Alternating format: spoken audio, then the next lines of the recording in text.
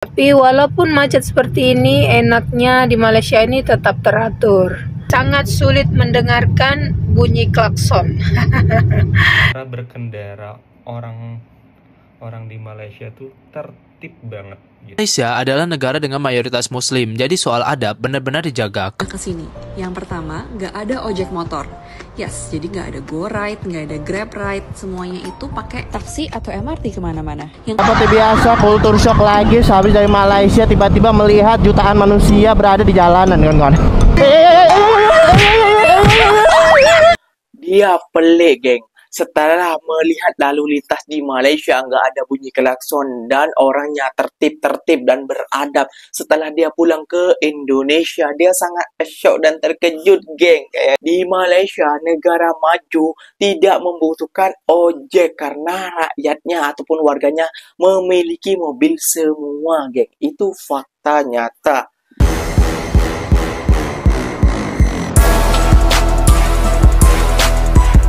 Assalamualaikum warahmatullahi wabarakatuh, geng. Berjumpa lagi bersama saya Iki. Gimana kabar-kabar saudara-saudara, sahabat-sahabat saya?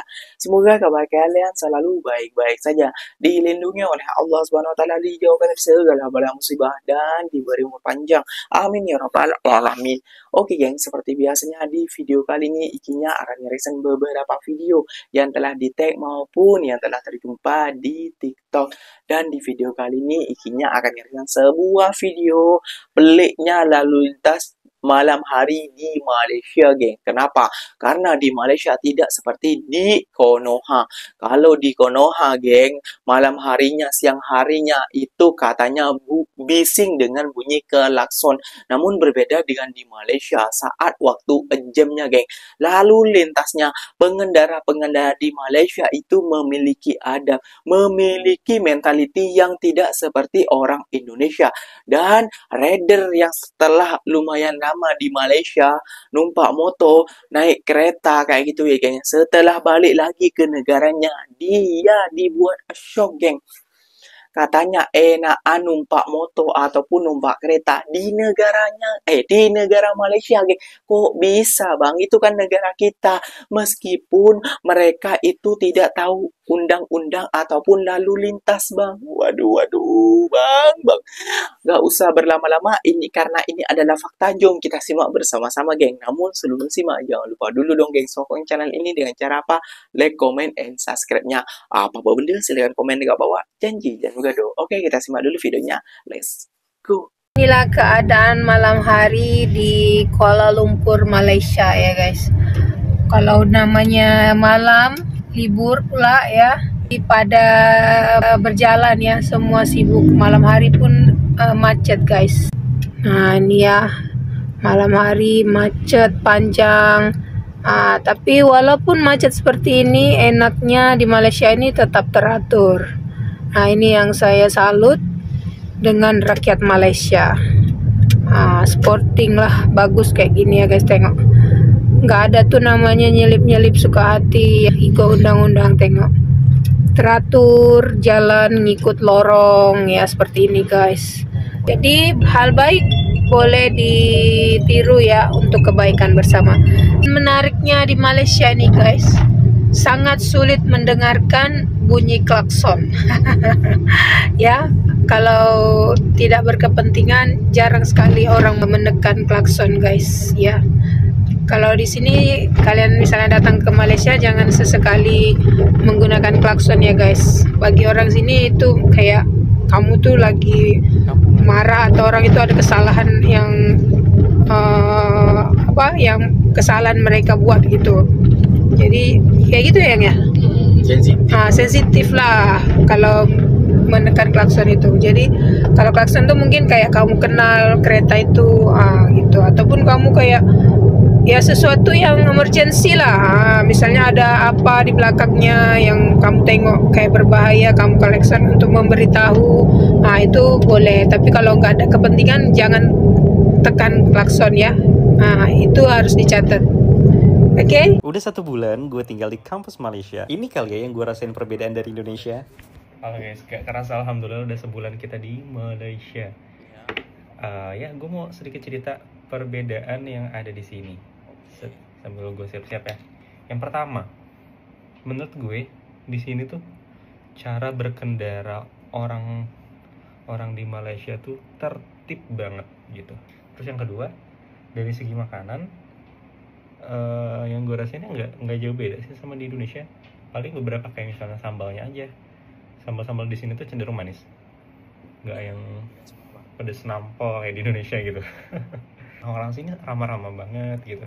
Kayak misalnya gue lagi lewat, ada yang assalamualaikum gitu, ada yang ngucap salam, say hello, sama kayak di Indonesia, sama ramah ya gitu. Di Malaysia, ojek motor itu sama sekali nggak ada. Kalian tahu nggak kenapa? Yuk, aku ceritain ke kamu. Malaysia adalah negara dengan mayoritas muslim, jadi soal adab benar-benar dijaga. Kalau kamu naik motor dengan lawan jenis yang bukan muhrim, posisinya terlalu dekat dan dianggap kurang sesuai. Dari sini kita bisa belajar, Malaysia bukan hanya memiliki transportasi, tapi juga memiliki nilai agamanya. Itu yang bikin aku respect. Kedua, faktor keselamatan. Jalan di Malaysia tuh banyak highway besar, kendaraan melaju dengan cepat, jadi motor untuk angkut penumpang tuh dianggap terlalu beresiko. Yang ketiga, transportasi publik di Malaysia tuh udah sangat baik, ada MRT, LRT, monorail sampai bus, jadi masyarakat tuh lebih terbiasa mengandalkan itu. Keempat, aturan transportasi memang jelas, motor lebih diarahkan untuk pemakaian pribadi bukan untuk jasa angkut penumpang. Dan yang kelima, budaya perkendaraan di Malaysia, mobil lebih relatif terjangkau, ditambah ada GrabCar di mana-mana, jadi lebih nyaman dan aman. Sekarang aku ngerti, Malaysia memang punya cara sendiri untuk mengatur transportasi yang sesuai dengan budaya, agama, dan juga faktor keamanan. Kalau ke orang-orang Malaysia setuju tak dengan alasan ini? Salah satu di antaranya, kenapa sih di Malaysia tidak ada Gojek?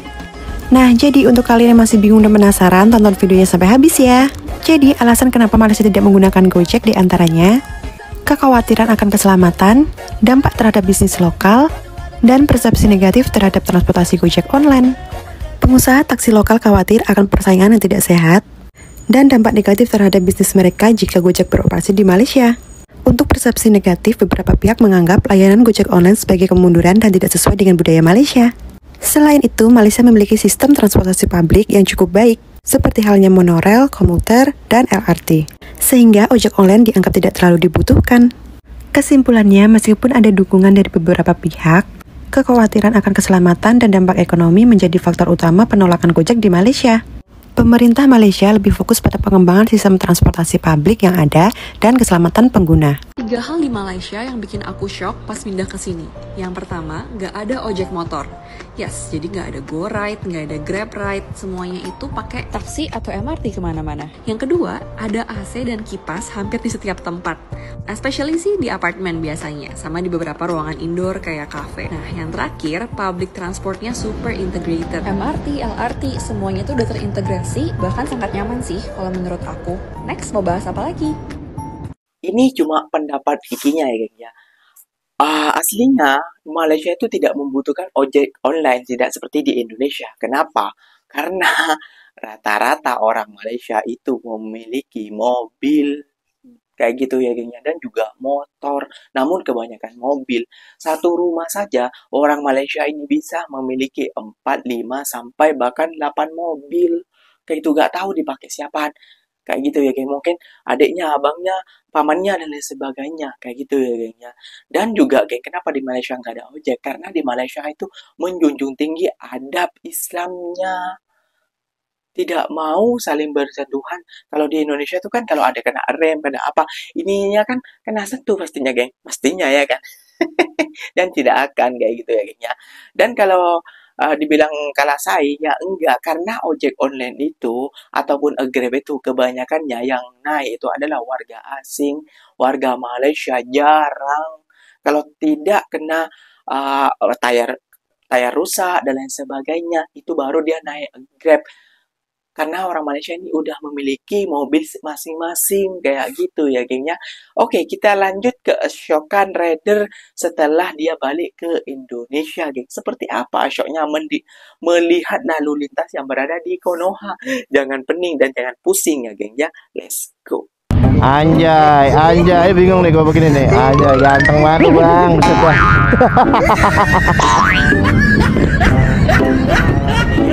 Seperti biasa, kultur shock lagi. Habis dari Malaysia tiba-tiba melihat jutaan manusia berada di jalanan kan.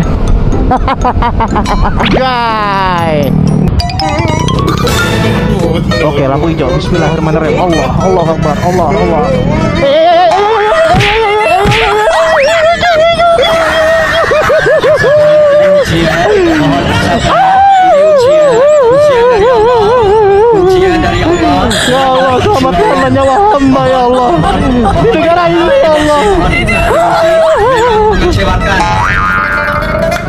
Ya pemirsa, kaki-kaki pendaratan sudah mulai muncul pemirsa.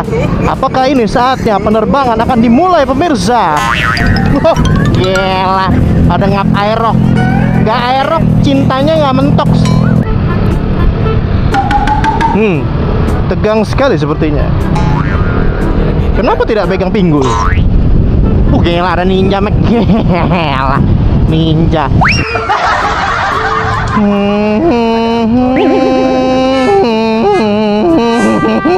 Sabar, sabar.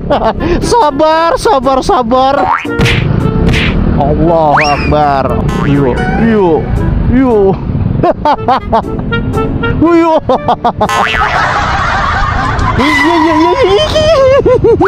Oke. Mau kemana kasih bapak pemirsa? Oh, mau ke sana. Kukira cewek, sumpah. Gila, mobil apa ini, Mek? Anjay. Ini sih selalu modif lagi kayaknya pemirsa ya. Enak banget kayaknya naik motor beginian ya. Let's go. Ya Pak, mari. Wah, wah, wah, wah, wah, wah, wah.